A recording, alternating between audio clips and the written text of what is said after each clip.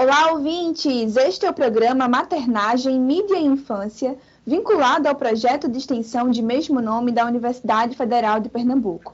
Eu sou Aline Mello, estudante de Comunicação Social na UFPE. Oi, gente! Eu sou Gisele Ramos, estudante de Rádio, TV e Internet na UFPE. No episódio de hoje, vamos conversar sobre maternidade como tema de pesquisa e estudos interdisciplinares. Para isso, convidamos Camila Infanger, que é doutoranda em Ciência Política na USP e membro do Parent Insights. Também convidamos Maria Collier de Mendonça, que é a coordenadora do nosso projeto MMI, professora do Departamento de Comunicação da UFPE e doutora em Comunicação e Semiótica. Olá, Camila e Maria, sejam bem-vindas. Obrigada, é um prazer estar aqui. Olá, queridas, obrigada. Agradeço muito o convite, estou ansiosa para a nossa conversa. O Parent Size é um movimento que vem tendo cada vez mais relevância nos últimos anos. Mas ainda existem pessoas que não conhecem o movimento. Camila, conta pra gente o que é o Parent Size e de que forma ele atua. Basicamente, nosso grupo é formado por cientistas, mães e alguns poucos pais, que ele surgiu para levantar essa discussão sobre a parentalidade, mais especificamente sobre a maternidade no universo da ciência acadêmica no Brasil. A gente veio para preencher uma lacuna também, apesar de várias movimentações que já existiam em universidades e em grupos acadêmicos, para trazer inclusive dados sobre quem são as mães cientistas, que tipos de necessidades existem, e também para entender como essa discussão ela pode chegar a níveis de tomadores de decisão, né, como órgãos financiadores da ciência, ou mesmo como em periódicos que possam discutir melhor esse tema e entender como algo que pode ser objeto de pesquisa, além de uma demanda da comunidade acadêmica.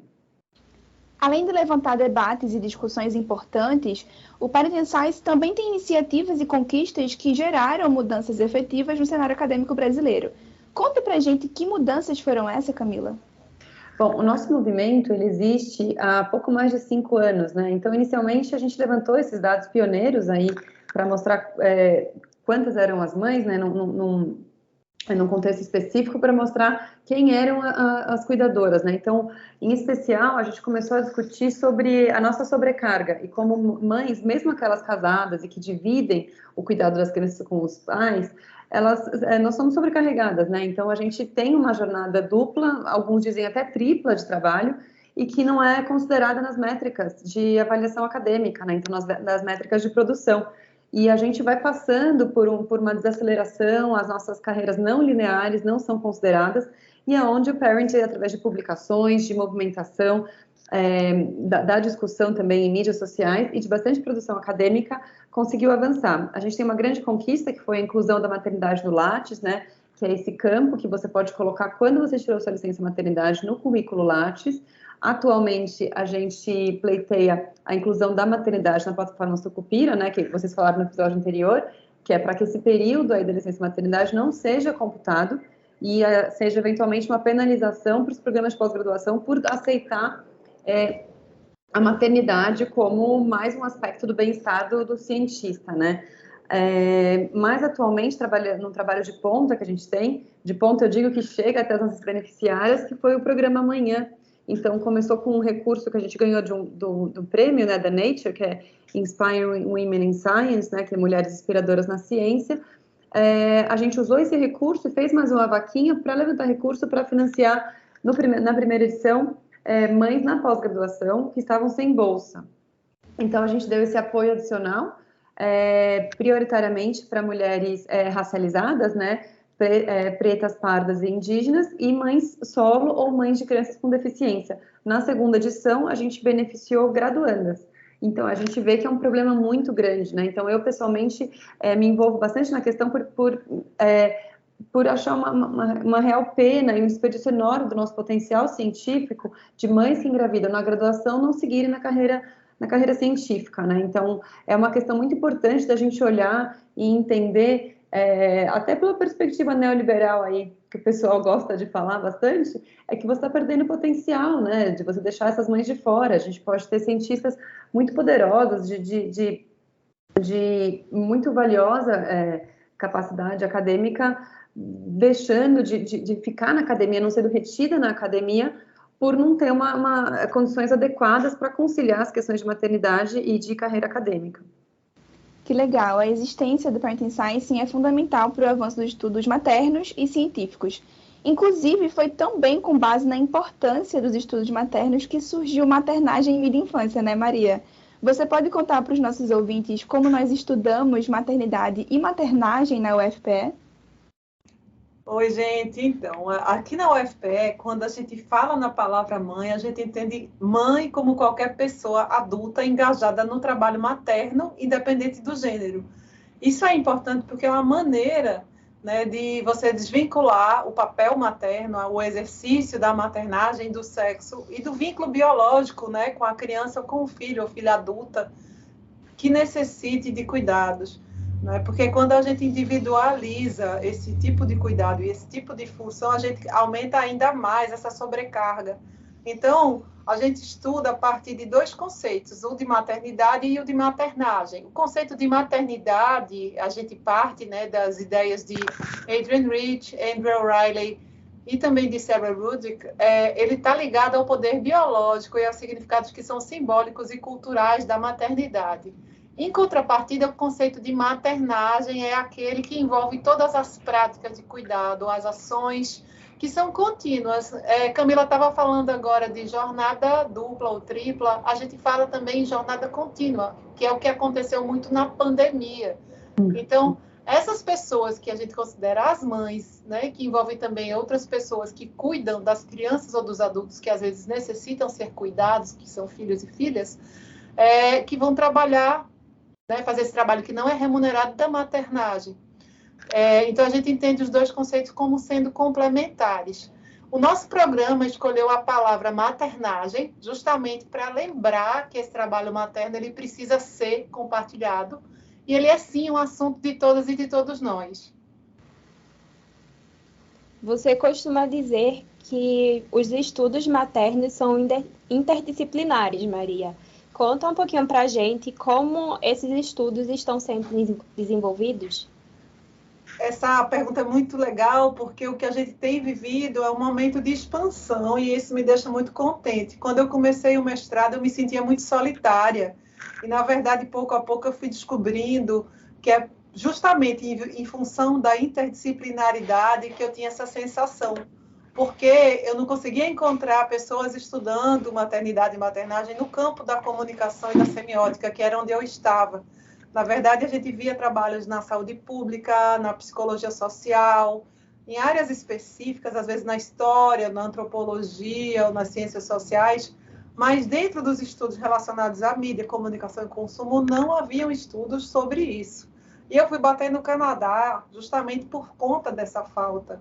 E hoje em dia a gente vê um cenário muito diferente, né? Na pandemia, até a gente estava conversando outro dia, Camila, né, sobre isso, houve um crescimento, né, dos coletivos maternos, que são estudantes que se juntam, né, estudantes mães, pós-graduandas mães, às vezes até docentes que são mães, que começaram a se juntar virtualmente porque ficou escancarado essa sobrecarga materna para mulheres que estavam envolvidas com as universidades e outras funções e tarefas também, né? Eu sempre falo do estudo que foi conduzido pelo grupo liderado por Milena Freire, na Federal de Santa Maria, que a gente entrevistou mais de 2.000 mulheres mães e a palavra-chave de como elas se sentiam na pandemia era cansaço e exaustão. Então, eu acho que é super importante a gente pensar no que proporcionou esse encontro, né, de muita gente que estava se sentindo sozinha em áreas diferentes, porque a gente tem uma estrutura universitária que é muito departamentalizada por área de saber, e todas as métricas e todos os índices de produtividade, eles são muito departamentalizados, né? Quem é da comunicação tem que publicar com colegas de comunicação, ir para eventos de comunicação, e por aí vai.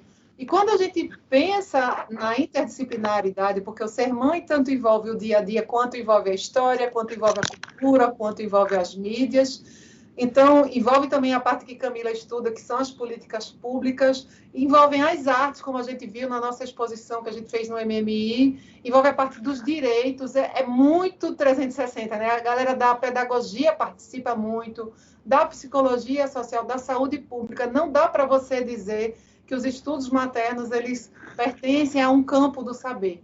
E eu acho isso muito interessante. Apesar de estar mais no campo das sociais aplicadas, né, e das ciências humanas, a gente vai ter essa interdisciplinaridade, e isso é a grande vantagem, mas ao mesmo tempo é a grande dificuldade. Então, o que a gente faz nesse campo, do ponto de vista que eu parto, é conversar sobre discussão crítica, né, de políticas públicas, leis, ideologias, imagens maternas que sustentam justamente esse sentimento de opressão e de sobrecarga, e que também sustentam a permanência de valores patriarcais na nossa cultura. Por outro lado, também tem o campo do estudo das experiências práticas, que, por exemplo, quem é da antropologia, que faz pesquisas etnográficas ou até pesquisas históricas, vai se dedicar a isso, a tentar entender, por exemplo, que Milena faz isso em diálogo com a comunicação e consumo, entender o trabalho do cuidado, né? Por que o trabalho do cuidado é tão desvalorizado, não é remunerado, onde é que ele se enquadra dentro da nossa cultura? E, por último, a questão que vai envolver, por exemplo, a psicologia, que é a repercussão do que é se tornar-se mãe vai desencadear nas identidades, nas subjetividades, nas autoestimas, nas autoimagens das mulheres, né? Então, como a nossa cultura da maternidade e como as práticas de maternagem, como questões complementares vão transformando nossas identidades, nossas subjetividades enquanto mães. Hoje em dia, a gente sabe que a cultura da maternidade patriarcal ainda prevalece, né? É por isso que a gente ainda sente ela como uma narrativa dominante, tanto aqui no Brasil como no Ocidente, de uma maneira geral. Mas o que a gente diz na nossa área é que, do mesmo jeito que essa cultura foi construída, ela pode ser desconstruída por meio de outras práticas. E nesse sentido que o nosso projeto propõe esse diálogo com as mídias e o que as mídias produzem, o que as mídias disseminam, porque as rotinas cotidianas hoje em dia a gente vive num ambiente que é permeado pela mídia, pelas mensagens publicitárias, jornalísticas, o tempo inteiro, né, vendo a internet, vendo o celular, para se estudar, para se informar, para se divertir. Então, a mídia acaba construindo e propagando e reforçando, por exemplo, valores culturais, imagens, mensagens, que acabam moldando o que é ser criança, o que é ser mãe na atualidade. Então, a gente considera tudo isso dentro do campo nosso de estudo, em diálogo com a cultura de consumo, com o neoliberalismo, como Camila estava dizendo, e, sobretudo, também com as desigualdades de gênero e de oportunidade que a academia oferece para as mulheres que são mães. Para vocês terem uma ideia, eu acho que é um campo muito grande, que, graças a Deus, e aos nossos diálogos e esforços, tem crescido, e isso me deixa muito contente. Verdade, Maria.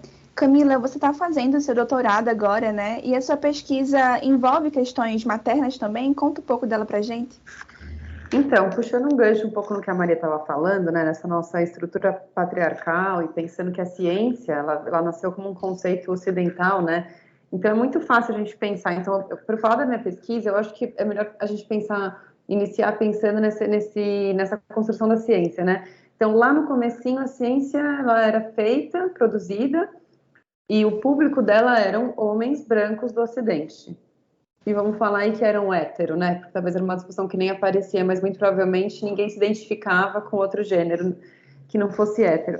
Depois a gente teve o início da inserção das mulheres na ciência. Então, quando a gente começou a ter a inserção das mulheres na ciência, não eram mulheres de camadas mais vulneráveis, eram ainda mulheres de elite. Então, a gente pensa que essas questões pessoais, por exemplo, se eu tô lá na universidade, quem vai cuidar do meu filho não é assunto da academia. Eu que resolvo o que eu vou fazer com o meu filho. Eu, provavelmente, para estar na academia, eu posso pagar alguém para cuidar do meu filho, para começar a conversa. Porque se eu tivesse que cuidar do meu filho e não pudesse pagar ninguém, eu nem estaria cogitando fazer ciência. Então, por muito tempo, e eu falo por mim mesma, né, eu trabalhava e fazia mestrado, e eu queria seguir carreira acadêmica, mas eu falava, como é que eu vou sair do meu emprego, deixar de ganhar um salário fixo, para ficar fazendo mestrado? Eu falava, mas que luxo é esse? Alguém que consegue fazer? E foi quando nasceu meu primeiro filho, e aí eu fui fazendo os cálculos com a bolsa, com o meu marido, né? Então é importante falar dessa minha posição de privilégio, porque uma mãe solo, ela não consegue tomar essa decisão. Ou você vai ter que fazer uma poupança para ter filho. Você vai ter que começar a guardar dinheiro, porque você já sabe que você vai perder seu emprego, que a bolsa não vai ser cortada e que, né, Porque a gente sabe que a licença maternidade para pesquisadores, né, então para quem está na pós-graduação, ela é muito recente, ela é de 2010. Antes disso, a bolsa era cortada. Eu não sei o que eles imaginavam. Que alguém que vive exclusivamente de bolsa vai perder a bolsa enquanto tiver acabado de ter filho, que você não pode fazer absolutamente nada, nem se você quiser, para ganhar dinheiro. Então, era uma questão que não era escopo deles, né? Era um problema que eles nem colocavam, porque se considerava como algo pessoal.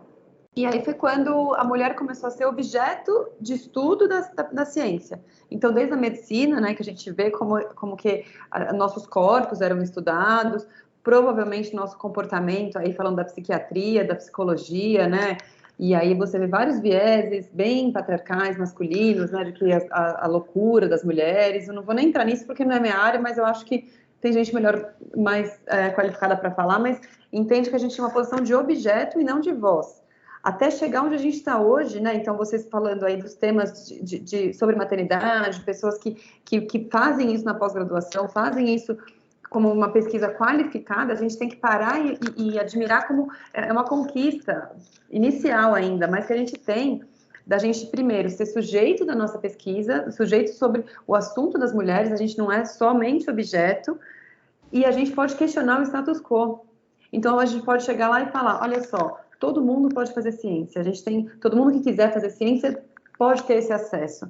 Então, pode ser que sejam mulheres que não tenham com quem deixar os filhos. Podem ser mulheres que queiram praticar uma maternagem, que eu achei excelente essa escolha, Maria, pelo conceito da maternagem, porque o que influencia e impacta a nossa esfera, a nossa vida enquanto cientista, é a nossa maternagem. É como você escolhe fazer. E a gente sabe que escolhendo ter uma maternagem intensa, ou talvez com a ajuda de uma rede de apoio, ou terceirizada, né, que é um termo aí pejorativo que se coloca, eu vou terceirizar os meus filhos, a gente é julgado de qualquer forma, né? Então, eu nunca vi alguém falar, essa mãe faz tudo certo, nossa, essa mãe aí tá perfeita.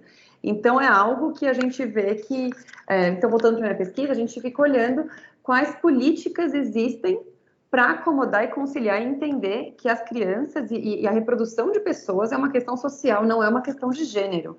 Então, você não pode impedir que mulheres que tenham ambições acadêmicas tenham filhos. Então, se a gente tem filho, então todo mundo no departamento de pesquisa tem que pensar o que é necessário para que ela possa ter filho, possa ter uma maternagem tranquila e volte para desempenhar o papel dela.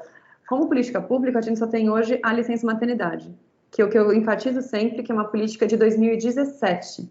Ela virou política, né, foi implementada.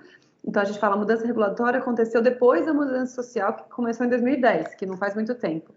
Todas as outras políticas que a gente vê de iniciativa, elas vêm como em decorrência da maternidade, mas não estão institucionalizadas ainda. Elas acontecem no âmbito de instituições, mas não do governo. Então, a gente pode ter auxílios para esse retorno da licença maternidade, né? A gente pode ter editais que têm prorrogações do período de submissão, fator de correção, e aí a gente tem uma lista extensa, mas tudo tem que entender, a gente precisa entender que a maternidade ela tem um ciclo muito grande. Então, na medida que se apoia uma gestante, você também tem que apoiar essa mulher no retorno da licença maternidade, durante a amamentação, quando ela tem um filho doente, para ela poder apresentar o atestado de médico de um filho, para abonar suas próprias faltas. Então, entender que é uma questão muito, muito grande e que diz respeito a todo mundo, afinal, é a próxima geração, né, de que se trata. A gente vai ser cuidado por eles, né? A gente vai estar aí envelhecendo, a gente está aqui falando, a gente talvez tenha 2 ou 3 gerações aqui nesse episódio, e isso só acontece porque alguém respeitou nosso trabalho reprodutivo ou mulheres foram sacrificadas para que a gente estivesse aqui.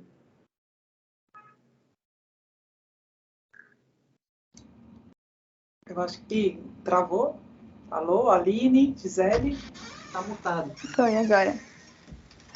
Então, Maria, aproveitando o gancho sobre pesquisa, você poderia aproveitar para contar um pouco para a gente qual foi o tema da pesquisa que você desenvolveu no seu doutorado? Sim, então, no meu doutorado, eu trabalhei com a maternidade na publicidade brasileira e canadense. Vale ressaltar que eu era publicitária, né? Trabalhei no mercado mais de 15 anos, e ficou muito estranho quando eu engravidei, quando eu olhava como a publicidade falava com as mães, aquilo era um abismo para mim, era muito estranho ver as mulheres tão passivas, a maneira como as marcas se dirigiam para as mulheres, justamente pelo incômodo, eu comecei a me interessar por aquele tema. Eu não entendia o distanciamento, parecia que a gente voltava uns 300 anos. né? A maneira como a mãe olhava para o filho, a maneira como a mulher grávida aparecia. Eu lembro que eu dizia para o meu orientador que aparecia aquela mãe segurando o bebê, que parecia muito aquelas imagens que a gente vê nas igrejas da Virgem Maria amamentando o menino Jesus, sabe? Então, aquilo me incomodou de uma maneira tão grande que eu quis pesquisar por que aquilo, né? Então, foi o gancho inicial, a experiência particular de vida da maternidade me despertou o olhar sobre o tema. E eu quis saber, né, 3 perguntas, basicamente. O que é ser mãe hoje em dia? Quais são os ideais maternos que predominam na publicidade de mídia impressa, em revistas especializadas que eu pesquisei no Canadá e no Brasil? E como as mães e grávidas interagiam com essas mensagens e com essas imagens? Então, eu construí um diálogo interdisciplinar, privilegiando esse campo dos estudos maternos, a psicanálise e a sociologia. E eu procurei enriquecer, então, essa compreensão desses contextos que eu estudei tanto em São Paulo quanto em Toronto. Analisei anúncios que foram veiculados do Brasil e no Canadá de 2006 a 2013 e procurei tentar entender esses significados associados ao ser mãe na publicidade e o quanto isso impactava ou como isso era recebido por mulheres que eram mães no Brasil e no Canadá. Então, foi bem interessante a pesquisa, porque eu comparei 2 culturas que aparentemente são muito diferentes, mas pelo fato de Toronto e São Paulo serem grandes metrópoles, a gente acabou encontrando pontos de encontro, né, aspectos específicos. A minha orientação foi por um professor que é psicanalista da PUC São Paulo, Oscar Cesaroto, e no Canadá eu contei com a orientação da professora canadense Andrew O'Reilly, que é da York University, que é uma pessoa dedicada em uma referência mundial nessa área dos estudos maternos. Então, foi uma experiência muito produtiva, muito interessante. E o Canadá é um país que ele permite, né, que você leve... Isso foi uma coisa que a gente estava falando aqui, Camila, anteriormente com as professoras, o quanto é importante o acolhimento. E o Canadá acolheu a minha família quando eu fui pesquisar lá. Tem alguns países que são extremamente rígidos, não é? Quando você vai com família. Já o Canadá deu direito à minha filha de estudar na escola pública sem que a gente tivesse que pagar para ela estudar. Ela tinha 8 anos na época, o que foi também uma experiência muito importante para a gente praticar a maternagem no contexto que eu estava pesquisando, né? Foi quase como um estudo etnográfico, né? A gente está ali, aquele período, não era o alvo, mas assim, o viver a maternagem, né? O marido está junto, o marido também foi, e a gente viveu uma rotina totalmente diferente, a gente fez amigos canadenses, a gente viveu o dia a dia daquela cidade, naquelas escolas, naquelas reuniões com os pais, os professores da escola, nos eventos da escola, foi super interessante, sabe?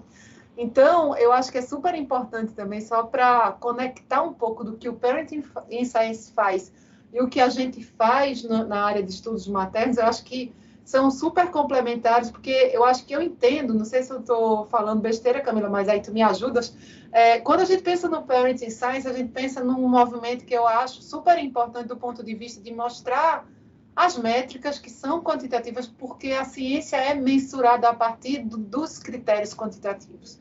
Então, para combater justamente essas desigualdades, você tem que mostrar números, né? E criar editais e abrir oportunidades para cientistas que são mães, através dos parâmetros que são quantitativos. Por outro lado, quando a gente vem para o campo dos estudos maternos, que eles são atravessados por várias ciências que se encontram em alguns aspectos, eu acho que é muito legal, porque a gente vai falar do quantitativo encontrando o qualitativo, o interpretativo, esse mergulho no contexto, como eu pude fazer no meu doutorado, sabe? Aí eu queria que você comentasse um pouquinho isso que eu estou falando, Camila.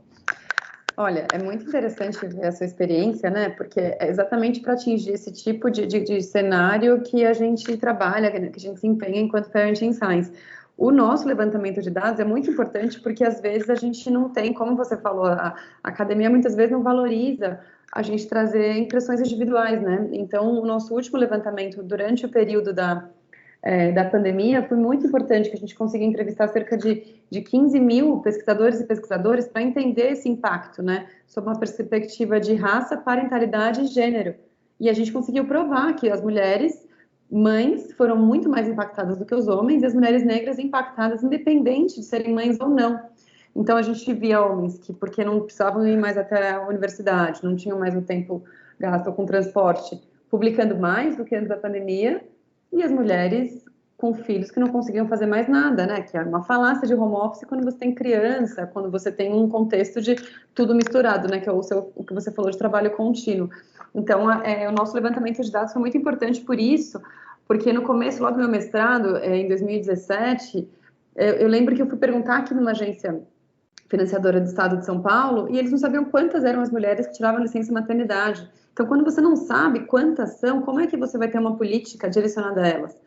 Porque já teve outras situações a gente sugerir, por exemplo, que um evento científico financiasse a recreação, e eu ouvi, por exemplo, mas alguém vai trazer criança? Mas será que os povos que vêm aqui têm filho? Eu falo, bom, elas não vêm aqui porque não podem trazer. Se você oferecer uma recreação, aí que você vai ver o público que você pode atender. Então, é com isso que eu queria fechar, né? A gente pensar em quantas mulheres não têm condições adequadas para produzir ciência, para participar da academia e para aparecer e mostrar que a nossa maternagem e maternidade existem. Verdade, Camila. Muito legal essa conversa, mas o nosso programa chegou ao fim. Quero agradecer a Camila e ao Parent Size pela parceria nessa temporada e também a você, Maria, pela presença de hoje. É um prazer estar sempre aqui. E muito obrigada, Camila, muito obrigada, Gisele, muito obrigada, Aline. E vamos juntos. Adorei falar com vocês, meninas. Parabéns aí pelo programa. Já está sendo um sucesso, mas que vocês tenham mais sucesso ainda. Muito bom. Agradeço a Maria, a Aline, a Gisele. E que a gente continue juntos aí para os próximos episódios. Obrigada. Obrigada também aos nossos ouvintes pela audiência. Espero que vocês tenham gostado do programa de hoje. O projeto Maternagem, Mídia e Infância é uma iniciativa do Grupo de Pesquisa Publicidade Híbrida e Narrativas do Consumo, em parceria com a Pró-Reitoria de Extensão e Cultura da UFPE. Nossa equipe é coordenada pelas professoras Maria Collier e Carolina Dantas. Conta com os professores Rogério Kovaleski e Milena Freire. Os pesquisadores Brenda Guedes e Rodrigo Lopes e as estudantes Aline Mello, Gisele Ramos e Marília Félix. Para acompanhar nossas atividades, acessem nosso Instagram, @mmi.ufpe e Facebook, facebook.com/mmi.ufpe. O programa de hoje foi apresentado por mim, Gisele Ramos e Aline Mello. Contamos com a colaboração dos técnicos Isabela Baé, Ícaro Ricarte, Kennedy Lacerda e Rivaldo Júnior. Nosso programa também fica disponível no formato de podcast, nas plataformas de streaming. Obrigada e até o próximo programa.